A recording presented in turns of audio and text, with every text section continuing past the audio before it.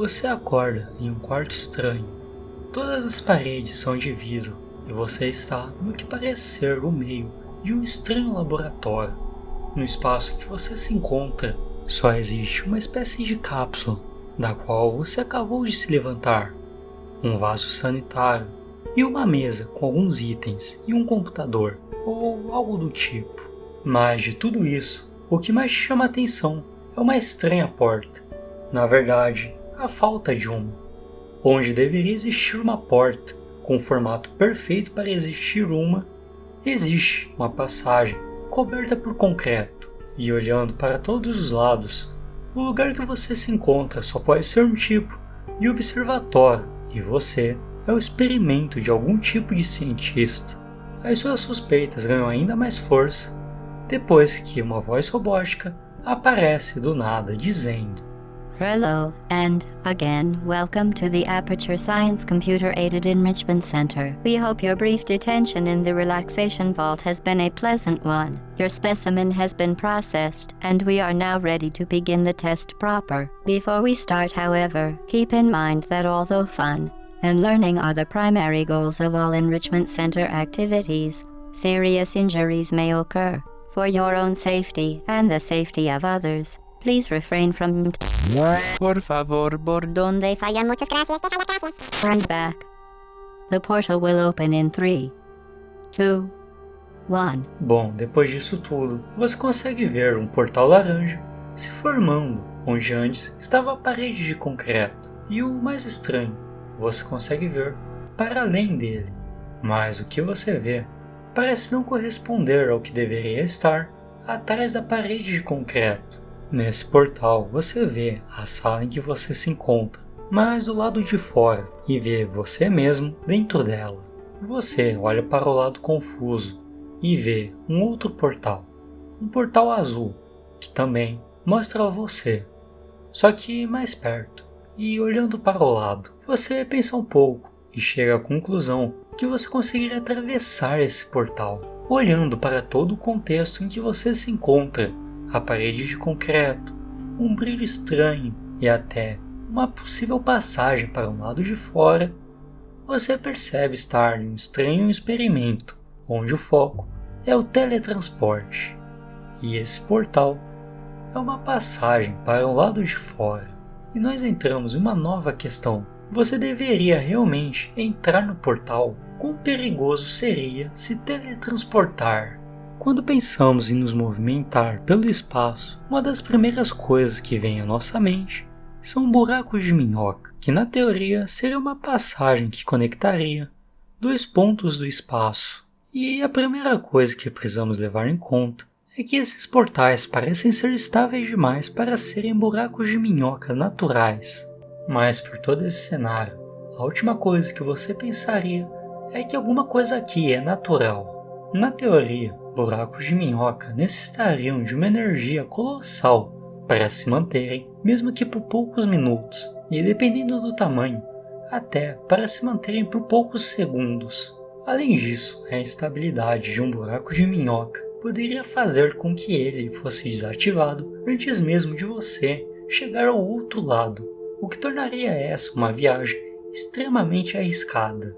Mas se você consegue ver o outro lado do portal, isso significa que pelo menos os fótons de luz estão atravessando o portal e se mantendo inalterados, e que esses dois portais estão de alguma forma interligados. Para esses portais funcionarem, precisamos que eles tenham algum tipo de conexão especial, algo como um fio que interligue os dois. No mundo quântico, essa conexão pode ser criada entre duas partículas entrelaçadas, que vão compartilhar o mesmo estado quântico. Isso é o que chamamos de entrelaçamento quântico. Nesse caso, vamos usar fótons. Quando duas partículas de fótons são entrelaçadas, elas se tornam gêmeas quânticas, onde qualquer mudança de estado em uma afetará imediatamente a outra, independente da sua distância. No nosso caso, isso significa que o portal A e o portal B estão sincronizados, pois as partículas entrelaçadas que cada portal possui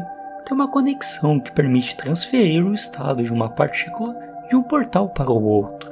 No teletransporte quântico, a partícula original não é teletransportada fisicamente. Ao invés disso, a partícula original é medida e seus estados quânticos são destruídos no ato da medição. As informações sobre o seu estado são transferidas para uma partícula entrelaçada em um local distante. Essa partícula entrelaçada, que já estava à espera e sincronizada quanticamente com a partícula original, assume o estado exato da partícula original. Ou seja, para cada partícula de fóton que entrasse no portal, já deveria existir uma outra partícula do outro lado que estivesse entrelaçada com a partícula que acabou de entrar no portal. Mas não é isso que vemos aqui. Parece que realmente as partículas de fótons estão sendo teletransportadas fisicamente de um lado para o outro, o que é um bom sinal, já que passar por um teletransporte quântico talvez não fosse uma das melhores ideias. Isso por conta de uma série de incertezas que ocorreriam no processo. Agora, vamos tentar descobrir o que realmente está acontecendo aqui. Como não temos muitas informações que nos ajudem a entender como nos teletransportamos usando esses portais, vamos considerar que se você derrubasse aquela xícara que está em cima da mesa no portal, ela seria desintegrada e todos os átomos viajariam individualmente em uma espécie de túnel. Isso até chegar na outra ponta do portal. Lá, a informação e a estrutura dos átomos que compunham a xícara é reorganizada ao seu estado e formato inicial, sem nenhuma perda de átomo ou algo que fizesse essa xícara se parecer com essa xícara ao atravessar o portal, o que já é um bom começo, mas nos leva a alguns outros problemas. Mesmo que quando você chegar no outro portal, o seu corpo permaneça visualmente idêntico ao que entrou, um dos riscos quando falamos em literalmente desintegrar uma pessoa e reconstruir ela átomo por átomo é se ela vai sair consciente e viva de todo esse processo, ou se ela vai sair apenas com uma casca vazia, se é que você me entende, já que para realizar o teletransporte você precisaria fazer a pessoa desaparecer, quase como se você passasse uma vaca por um moedor de carne e quisesse que ela saísse inteira e viva após isso. Foi um péssimo exemplo, mas essa é a ideia.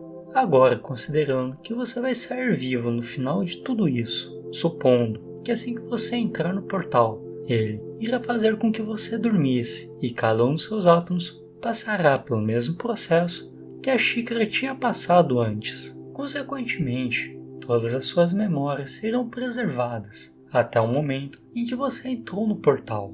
Mas depois que você saiu dele, você vai continuar sendo a mesma pessoa que entrou. Esse é o paradoxo do teletransporte. Se você está reconstruindo uma pessoa e ela permanece com as mesmas memórias, comportamentos, personalidade e outros fatores, parece lógico pensar, pelo menos para um observador de fora, que ela continua sendo a mesma pessoa. E até se você perguntar para a pessoa que acabou de sair do portal, para ela, que lembra de toda a vida que ela passou antes e depois de entrar no portal, parece lógico pensar que ela vai continuar sendo a mesma pessoa. Mas o que faz uma pessoa ser uma pessoa? Se a sua mente fosse transferida para um computador, onde todas as suas memórias, sentimentos, pensamentos, absolutamente tudo seu, estivesse armazenado em um computador, esse ainda seria você. Até que ponto nós poderíamos considerar o que é uma pessoa? À primeira vista, se você olhasse para uma pessoa com todas as suas memórias e do lado um computador com as mesmas informações, intuitivamente você diria que o ser com formato humano seria o original, enquanto a máquina obviamente seria uma réplica. Mas e se agora nós tivéssemos duas pessoas exatamente iguais, com as mesmas informações? Um deles é um clone perfeito e o outro é a pessoa original. Então, qual deles seria de fato o original? Ou melhor, como descobrir qual é o original? As duas pessoas têm a sensação de ter passado pelas mesmas experiências, as mesmas memórias e até têm o mesmo corpo. E o pior é que nós não teríamos como dizer qual é qual. Esse é o mesmo problema do teletransporte. A pessoa original foi desintegrada. Então, como saber se a pessoa que saiu continua sendo a mesma pessoa e não é apenas um simulacro perfeito de alguém que não existe mais. Se considerarmos que uma pessoa é apenas o conjunto das suas memórias e experiências que ela teve durante toda a vida, então poderíamos considerar que a pessoa que saiu do portal continuaria sendo a mesma pessoa, já que para todo mundo ao redor dela, e até para ela mesma, nada teria mudado e ela agiria como a mesma pessoa. Outra ideia é que se a pessoa recriada tem a percepção de continuidade, isso já poderia ser o suficiente para indicar que ela é a mesma pessoa, e que o critério mais importante para definir a identidade seria a experiência pessoal. Já se olharmos para o lado puramente físico, onde a identidade está intrinsecamente ligada ao corpo físico original, nesse caso passar pelo portal, desintegrar o corpo original e reconstruir um do zero faria com que a pessoa perdesse a sua identidade, ao menos que nós usássemos todos os átomos dela, ou pelo menos grande parte dos átomos originais. Agora, e se fôssemos para um lado mais profundo, como a consciência. A consciência é um dos maiores mistérios da ciência e da filosofia. Ela é a capacidade de perceber o mundo, refletir sobre si mesmo e ter experiências subjetivas. Mas será que nós poderíamos transferir a consciência, se a consciência é dependente do corpo original? Destruí-lo no teletransporte significaria que a consciência original desapareceria e o ser recriado, mesmo com as mesmas memórias e percepções, seria uma nova consciência, ou seja, uma cópia, não a continuidade do original. Se o teletransporte recriar o corpo e o cérebro de forma perfeita, com todas as conexões neurais intactas, a nova versão dela provavelmente teria uma experiência de consciência que parece contínua. Mas do ponto de vista do original, haveria um rompimento, onde o original desaparece e o novo apenas pensa ser o mesmo. Então, será que quando você atravessar o portal e chegar do outro lado, você vai continuar sendo a mesma pessoa que sempre foi? Bom, deixe nos comentários o que você acha disso. E já aproveita para se inscrever no canal. Eu te vejo no próximo vídeo e até mais.